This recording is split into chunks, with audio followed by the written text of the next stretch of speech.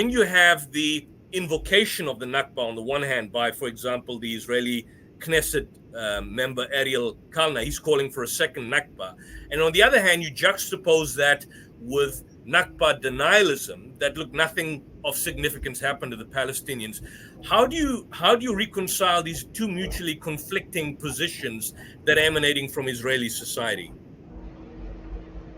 I don't think you can reconcile them. I think that Benny Morris is being disingenuous, which is the euphemism for he's a liar.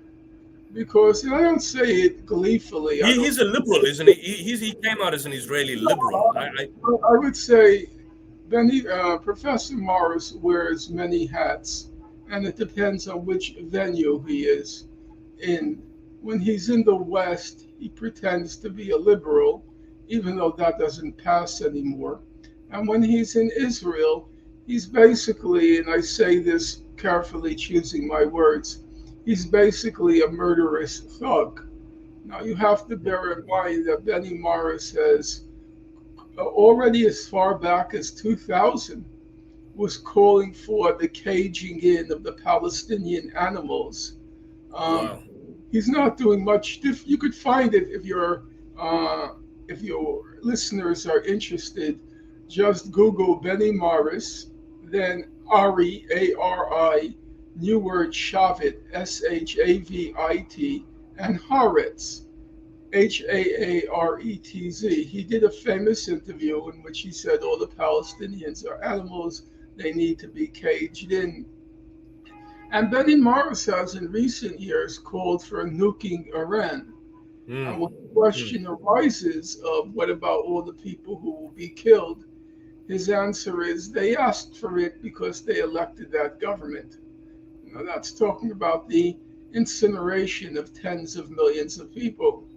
So within, as I say, when he appears before a Western audience, he starts mouthing these liberal platitudes. But when he is among his own, he is a murderous thug. Now, in this particular question, Benny Morris is himself not particularly consistent because he has written in one of his books, The Birth of the Palestinian Question Revisited, Palestinian Refugee Question, The Birth Yeah. of the Palestinian Refugee Question Revisited. If you turn to page 46 on that in that book, he says, and now I'm quoting him, the idea of transfer, which is the euphemism for expulsion, the idea of transfer was inbuilt and inevitable in Zionism. The idea of transfer was inbuilt and inevitable in Zionism. And so that was the core belief of all of the Israeli leadership, or before that, the Yishuv leadership.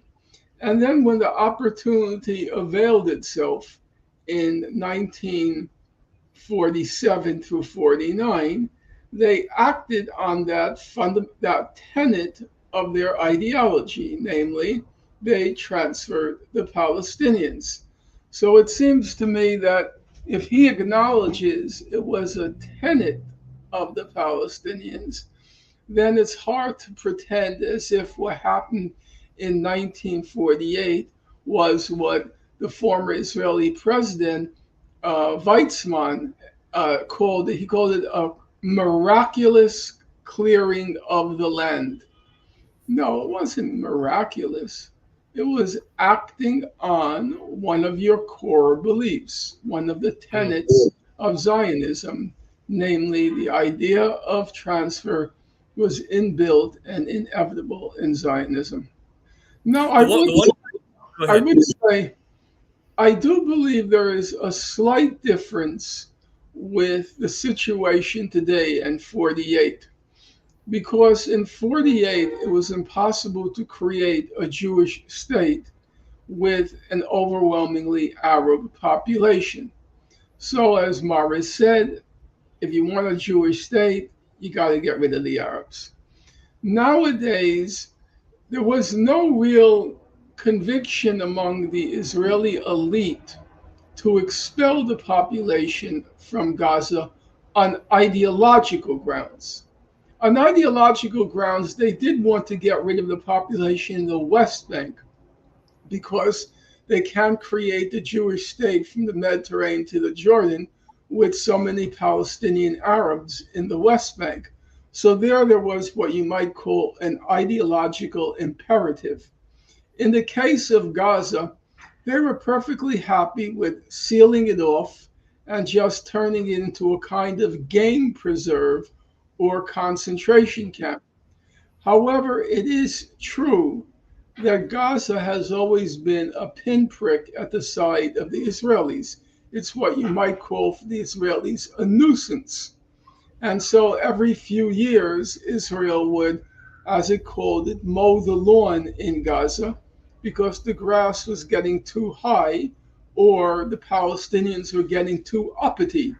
And so they had to be cut down. With October 7th, there was a change among the Israeli leadership. It no longer wanted to cut the grass in Gaza. It wanted to extirpate, that means pull out by the roots. It wanted to extirpate every blade of grass in Gaza. But I would say, people could say the distinction is trivial and it doesn't amount to much difference for practical purposes. But I would say it's slightly different than 1948 because the Israelis had already resolved that they would not incorporate Gaza into the state of Israel. That was a decision that was already made in 2005 when Prime Minister Sharon withdrew the settlers from Gaza. So this is a more, I would call it a practical military consideration that has driven the Israelis vis-a-vis Gaza into basically one of three things. And it's really a continuum. It's not boom, boom, boom. It's kind of a continuum. One is to carry out a massive ethnic cleansing. That doesn't seem in the cards, at least up until now, because of the Egyptian veto. Another possibility is to render Gaza uninhabitable so that, in the words of the former head of Israel's National Security Council, Giora Eiland, the only choice will be for Palestinians to stay and starve or by hook and crook to leave, to figure out a way to leave. And the third possibility is just to wipe out large portions of the population, or as I think Prime Minister Netanyahu put it, to thin out the population in Gaza. So I think that's where we stand right now. Yeah.